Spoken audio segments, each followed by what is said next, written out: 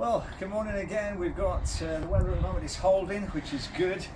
What we've done is we've put two lats in either side, and what you do is you measure the depth of your block, which is 40 and is 40 mil, and we've made it so that they stick up about between 3 and 5 mil, we can tap them down basically. So what we've done is put two screed boards down the middle, get them set up with a bit of dryish mix. Then you can kind of run that down to screed it. Okay, that gets the bulk of the middle done. And then what you do is you can make up a little screed board around the outside, so you can measure down and cut out a little notch. I've done these at 37, so that the Dijon little pavers will stick up 3.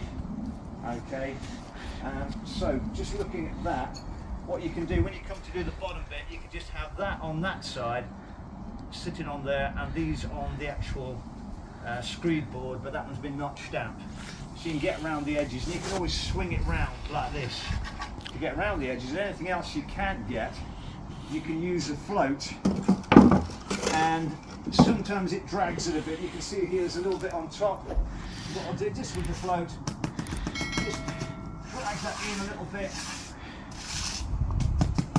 Any little holes where a piece of stone has dragged a little tunnel, you can just float that in. And obviously when we take the battens out later, we fill it and we just float it in. So that's really that. To check it, in fact we've had to do this a few times because we did it and they were a little bit low. So we can put a straight edge from side to side, and then you can have a look and see that your blocks are, that should be up the wood a tiny bit, which it is, a couple of mil. So we can tap it down a little bit with a little sort of block or something like that. Now, this is different. What we're doing here today is different to your normal Dijon herringbone paving, because we're using gaps. We've got a joint on them which is going to be grouted later, so we're having to set it up with spacers. Otherwise it would be a little bit easier. So because of that, we're going to put a big board, we're going to span the gap so we can kind of kneel on that and put them into place. Normally with the herringbone you can lay a couple of rows, put a board down, work from that and work across. As far as the mix goes, because we wanted to sort of to bite into the Dijon pavers, we're using 3 wash sand, 2 building sand, 1 cement. Okay, so you get the wash sand adds the strength. We're coming up about 3 centimeters, and we've got the building sand in there will help it stick to the underside. Okay, which will just be enough to hold them before they're grouted, because it's all going to be placed. Take out all the spacers, leave that to set off one night, and then we'll come back and grout. So we do need something to just to stick a little bit. Okay, so the next thing we've done is we've found the middle 113.5 just there. That's half this. 113.5 is just there. Okay, so that's our centre. If you need to find the centre of a circle and you don't know where it is, what you do is to draw a line across the circle. That's called a chord. And then what you do is you scribe an arc from one side of the chord at a little bit bigger than the halfway across the chord, and then you do the same again from the other side at point B. And then what you do is you draw a line between where the two circles intersect. That will give you a line passing through the middle. Then half of that distance is the exact centre of your circle. Now what we've done is taken it from the corner, and we had a big spike up the middle, and we just bisected it, and that's going to give us our herringbone kind of shape across there. So now what we can do, we can start to lay the herringbone, check that they're 90 degrees on this, so they're like 45 degrees to the actual string line, and and then we'll go from there. So what I'm going to do is I'm going to put a block to the side, put this over the top so I'm not walking on the bit we've prepared. Use the scaffold board, put the scaffold board across. Just do that.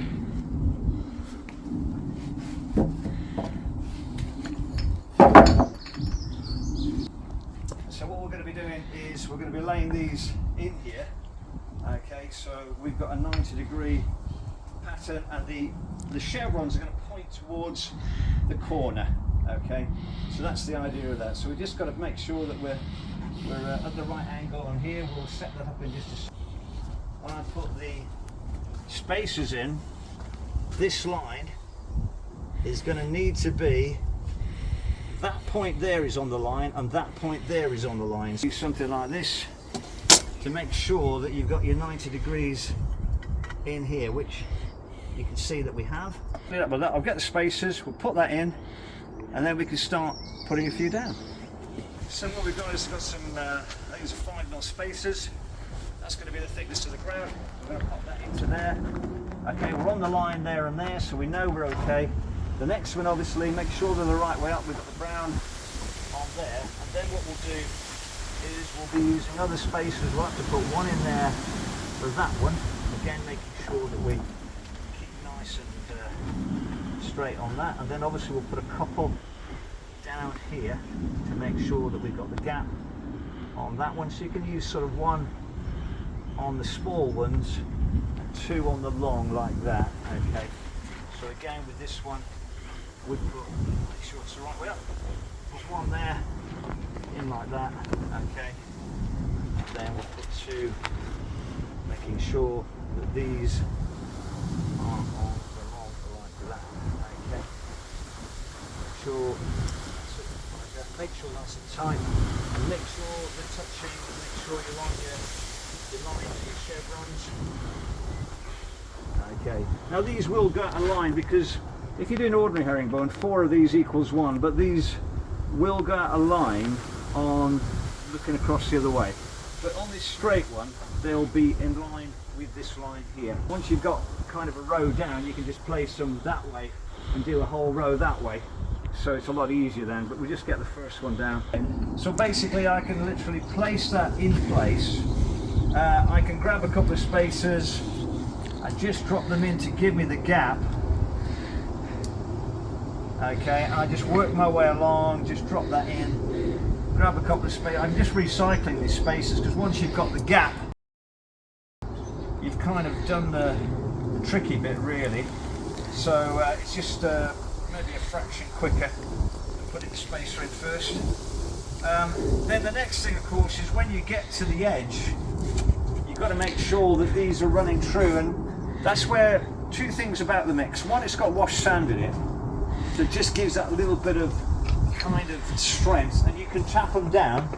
I will be putting a board over the top, so what will happen is once we've got to the edges and that, I can put a board over and we can knock the board like that, just to get rid of any irregularities. Obviously I have to check the gaps again, make sure I haven't moved anything. And what that's doing, the boarding, the little bit of building sand cement in the mix, it'll cause it to bite. Because obviously once we start to grout it tomorrow or whenever, if it hasn't sort of stuck to the base, as you grout it, you might sort of pull one or two out, and then you've got to reset them again, which can be a bit of a nuisance. So I'm hoping by going up and just literally doing this, either with a lump hammer or with a little hammer like this, creates a little bit of vibration, adjust the gap, so where that one's moved a bit, I'll move that one back over, ease it back in. There's going to be a lot of examination looking at where the lines are. So that should stick them. There's one here I can see, for example, that one needs turning. We'll do a lot of that, making sure it's boarded so it's all smooth around the edge. And then of course there's going to be tons of cutting. Lots of what we call bishop's mitres, the little triangles. So that's where we are. So we're just recycling spacers, filling up all the full bricks, and then all the cuts will be done all together. There's going to be loads of cutting. Okay. So we've got all the pavers in now. Quite a lot of cutting. The cutting's quite straightforward. Essentially all we did was obviously fill the main part, place it in place, and then scribe with a pencil, take it away, cut it. With these you can actually cut about halfway through and finish it with a bolster and chisel, because they are stone, it will cut pretty clean.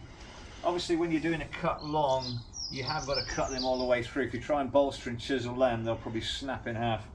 The one thing we've done is, because we're grouting, and the stickiness of the base partly worked, but to make sure that they didn't move around when we're grouting, now what we've done is we made up some very dry sand with cement, mixed it together, and we brushed it in.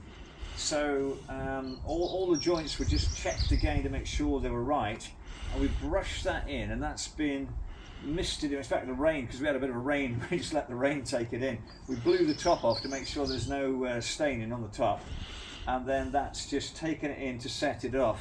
The other thing you can do if you've got high spots, of course, is just take a board, and if you've got something sticking up, you can just, you know, whack it with that. Not really tried with these putting a big board and putting a whacker or anything like that, but certainly for this is fine. You know, a little board with just a club hammer, a lump hammer, just to take it down. But the the lines are all nicely lined up, so that's all good. So the next step is we're going to be grouting it.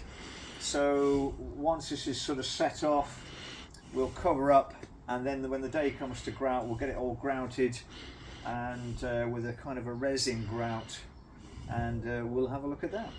Okay, see you next time.